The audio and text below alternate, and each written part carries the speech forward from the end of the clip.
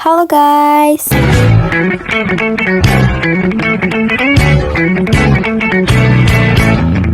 Kembali lagi sama aku, Iska Kira-kiranya dari kelas 11 AKL 3. Jadi di sini aku mau ngenalin Odoo Accounting. Jadi, Odoo Accounting adalah salah satu modul terpenting yang bisa membantu kamu dalam mengelola bisnis keuangan dengan lebih mudah dan efisien. Modul ini dirancang untuk menangani semua kebutuhan akuntansi, mulai dari pencatatan transaksi hingga pembuatan laporan keuangan yang lengkap. Nah, selanjutnya ada fitur-fitur Odoo pada aplikasi Odoo Accounting. Yang pertama ada buku besar atau General Journal.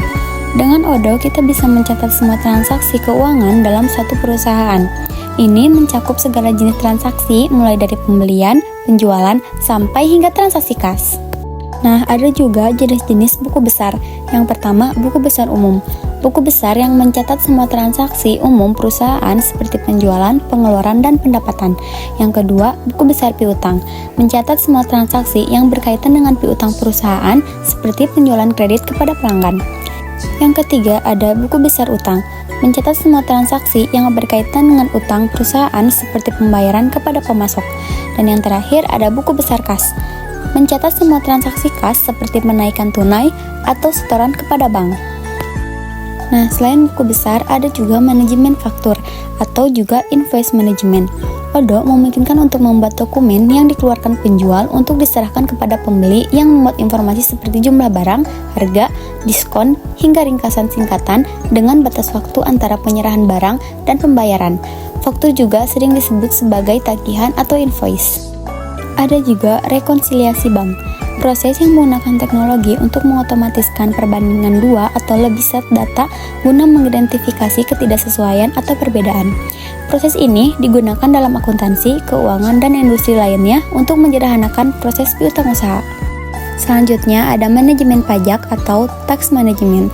Suatu strategi manajemen untuk mengendalikan, merencanakan, dan mengorganisasikan aspek-aspek perpajakan dari sisi-sisi yang dapat menguntungkan nilai bisnis perusahaan dengan tetap melaksanakan kewajiban perpajakan secara peraturan dan perundang-undangan.